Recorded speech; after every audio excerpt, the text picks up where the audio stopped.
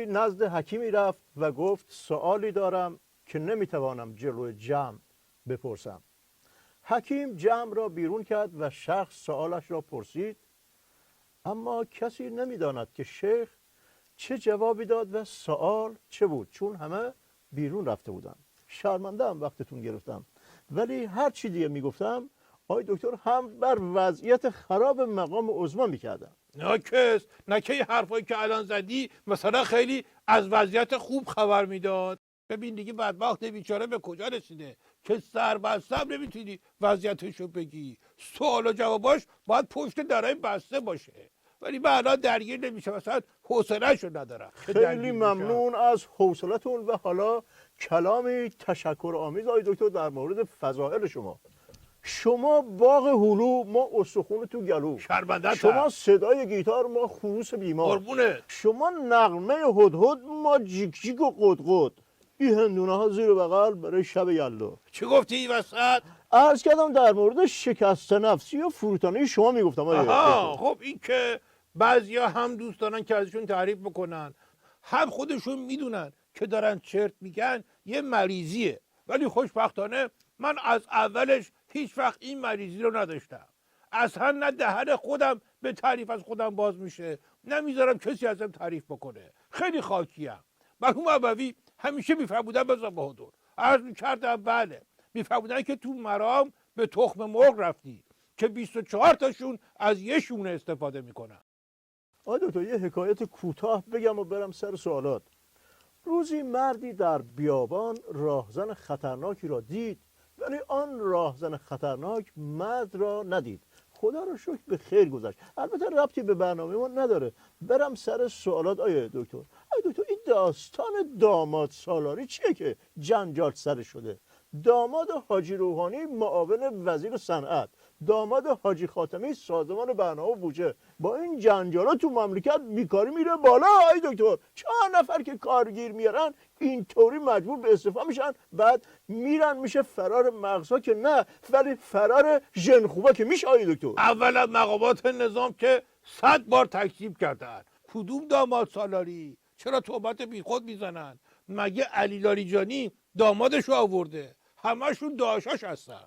حالا درسته که یه دامادش هم علی مطهریه. مگه سبزعلی رضایی دامادش آورده سر کار؟ داداششه. حسن فریدون داماد حاجی روحانی نبودا، داداشش بود. عبدالحسین فریدون هم پسرموش بود که شد مدیر کل وزارت علوم. دامادش. آفرین. اسماعیل سماوی رو بگو که مشاور رئیس دفتر رئیس جمهور بود، خواهرزادشه. اصلا ربطی به داماد نداره این حرف.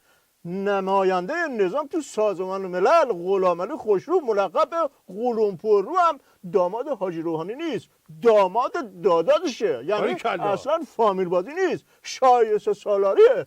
دور تا دور مملکت وجب به وجب گشتن، شایسته رو گیر آوردن، بعضی خوب دیدن داماد خودشون. های دکتر آفرین. مرحوم ابوی همیشه میفرمودن بذار بهادر. عرض میکردم بله، میفرمودن که معلم سر کلاس از بچه‌ها میپرسید بزرگ شدین میخوان چه کاره بشین؟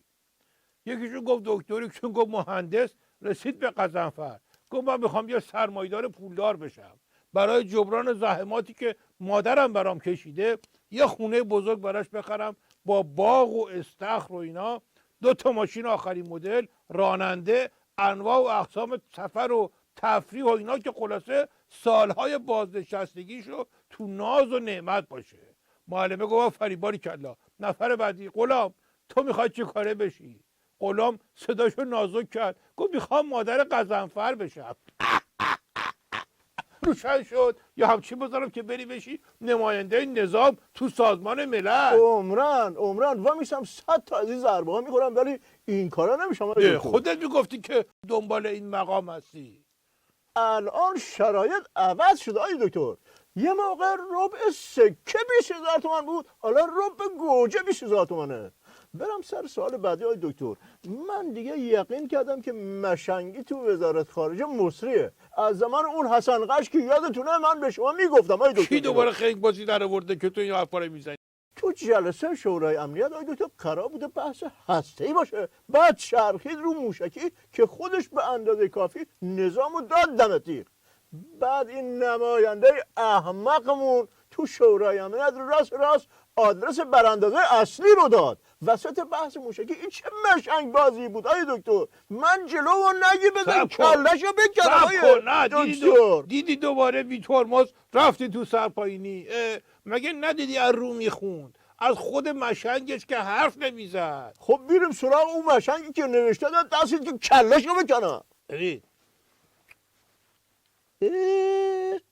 نه بابا، مقام عظما خیلی ضایع این که آیه دکتر. تازه داری استراتژیکی وضعیت نظام رو میفهمی. حالا فهمیدم این که گفتیم دولت فرانسه هم برای سرکوب مخالفا از اونا کمک گرفته و 1000 تا رو دستگیر کردن، از رو مشنگی نبود آقای دکتر. دوباره زدی به جدول. این یکی قشنگ از رو مشنگی بود. آخه تو این حرفو جلو هر بسیجی هم که بزنی میگه درسته بسیجی هم، ولی دیگه نه اینقدر. برای چی این مشنگا رو میذارن توی این کارا که آبروریزی بار بیارن آقای دکتر؟ اینا قرار نیست که تو این کارا یه مسئله حل بکنن آبروریزی بار نیارن. قرار مسئله خودشون حل بشه. کجا بذارنشون؟ مرحوم ابوی همیشه میفهموندن بزن بهادر. عرض میکردم بله، میفهموندن که تو ساندویچ فروشی مشتری گفت آقا دستکشات خیلی کثیفه، عوضشون کن که بهداشت رعایت بشه. ساندویچ فروشه گفتش که من اینا رو نمیپوشم که بهداشت ساندویچ شما رعایت بشه، میپوشم که دستام چرب نشه. روشن شد یا بفرستم 2 تا ساندویچ بگیری با نوشابه بغلش. آیه دکتر، سر مقام عظما و وارد نشدنش تو بحث FATF و اینها هم دیگه سوال نمی کنم. خیلی ضایعه که ایشون هیچ موضعی نمیتونه بگیره. باریکلا، بهترین قسمت برنامه امروزت همین سوال نکردنت بود، وگرنه بحث باز میشد که چرا مجبوره که به همه امتیازی بده و زورش نمیرسه که هارت پورتا شد تو نظام پیش ببره و از این حرفا. مرحوم ابوی همیشه میفرمودن بزن بهادر. عرض کردم بله، میفرمودن باباه پسره رو دعوا کرد، گفت برو از خونه بیرون. پسر سویچ ماشین رو برداشت بره، بابا گفت ماشین رو کجا میبری؟ پسر گفت خب پیاده که نمیشه برم. بابا گفت خب با تاکسی برو. پسر گفت باشه پول بده با تاکسی برم. بابا یه خود فکر کرد، گفت پسرم بیا بشی آشتی کنیم، خرجش کمتر میشه. روشن شد یا بشینیم با هم آشتی کنیم آخر برنامه. آیه دکتر، اونا که آشتی کردن خرجش کمتر شد، شما تمام حیثیت مقام عظما رو هزینه کردی، آشتی هم میخوای بکنی؟ همه که میبینن وضعش خرابه، مثلا من چی رو هزینه کردم؟ ولی قرار نیست بگیم آیه دکتر وضعش خرابه، چرا میبری رو تو چرا برنامه برم تو برنامه رو چه کاری از تو میکنی؟ من بیام چی بگم؟